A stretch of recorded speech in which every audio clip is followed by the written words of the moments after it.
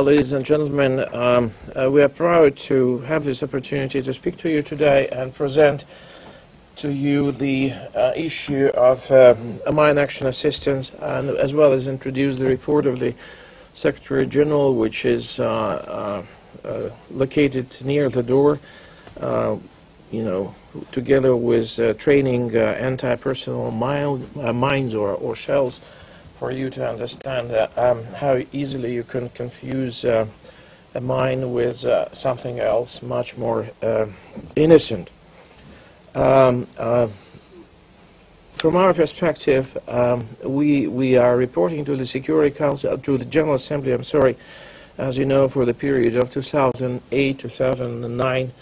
These have been quite two remarkable years for United Nations mine action sector. Over these 2 years, more than 41 million stockpiled anti-personnel mines have been destroyed, and the production, transfer, and sale of anti-personnel mines stopped in many parts of the world. It is now widely acknowledged that mine clearance is an endeavor necessary for laying the foundations of peace. Many states that have not joined the anti-personnel mine ban treaty have nonetheless respected its basic principles. In March, we celebrated the 10th anniversary of entry into force of the mine ban treaty, and now the treaty has 156 state parties. Incidentally, the second review conference of the mine ban treaty will take place this month, by the end of this month, from the 30th of November to the 4th of December in the town of Cartagena de India in Colombia. Mr. Kerley, who is the head of the United Nations Mine Action Service, will introduce the event. It will be a milestone event for the whole humanitarian and mine action community in the world. It will allow to review the success and problems associated with the implementation of the treaty, and also charter forward in various possible ways.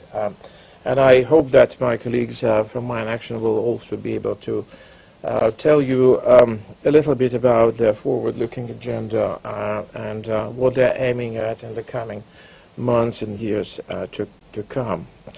As many of you are aware, the United Nations, governments, NGOs, civil society, and our operational implementing partners have come a long way to end suffering caused by landmines and explosive remnants of war.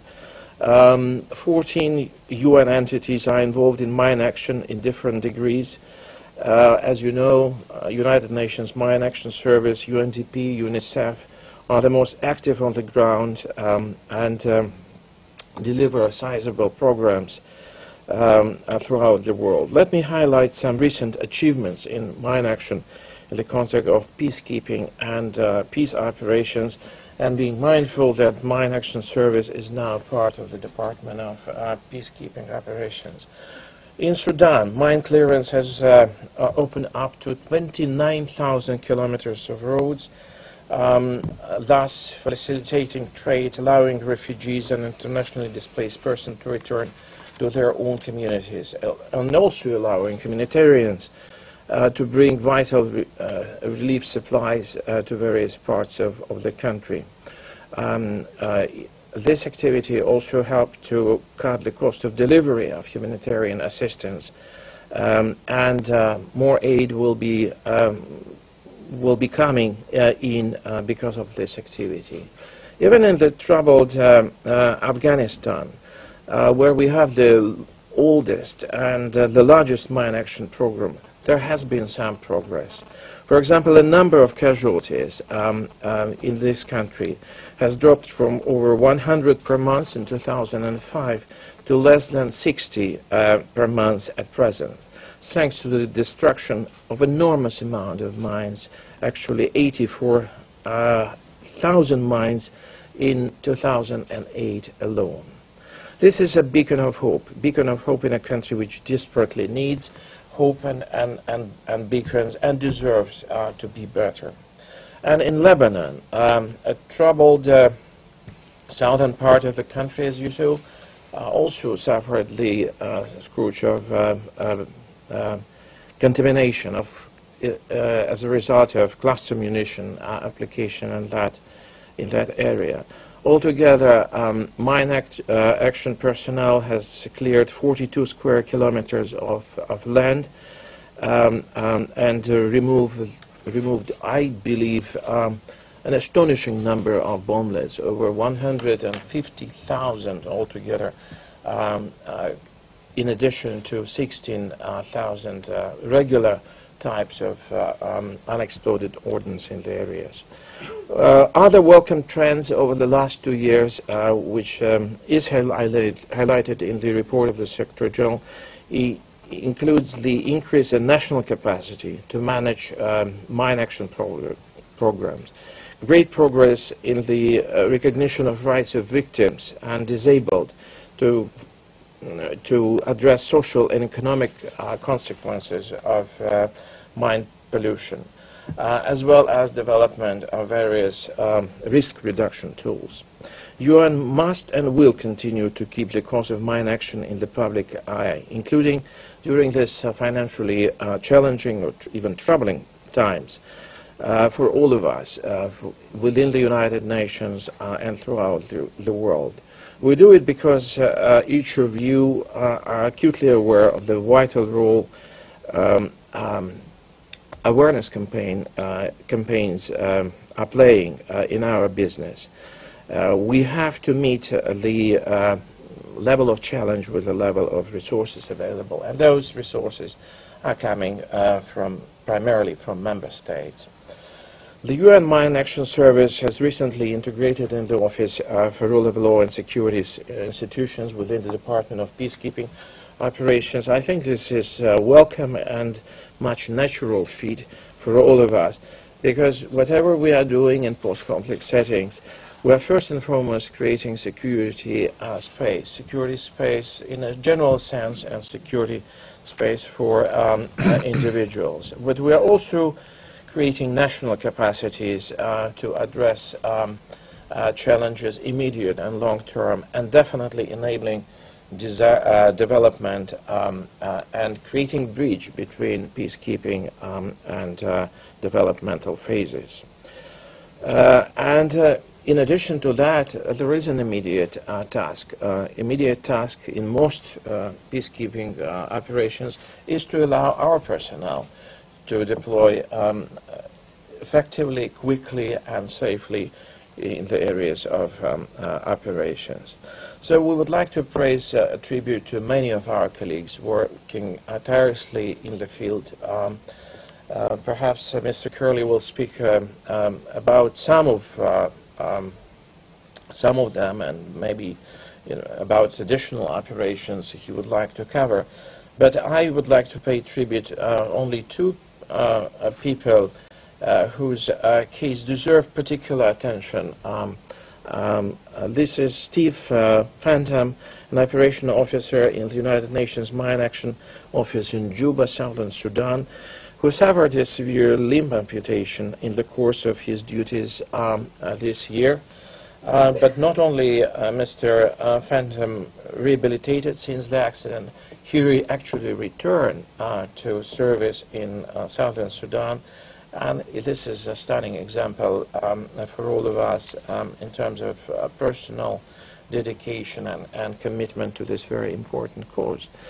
There are more tragic cases, and here I would like to mention Mr. Novelli, a Mozambican national, working as a deminer in a sunny island of Cyprus.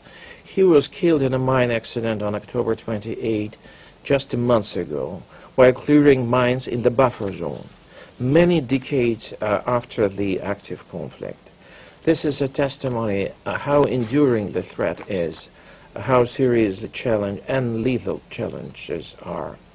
And as Assistant Secretary General for Rule of Law and Security Institutions, it is my duty to increase support to mine action activities throughout the world to ensure their greater impact and greater efficiency within the overall context of peacekeeping operations and beyond. As you know, currently we have over 100 peacekeepers serving in 12 time zones on 4 continents, and mine action is an indispensable element of laying foundations for peaceful and safe communities, for rule of law and sustainable development.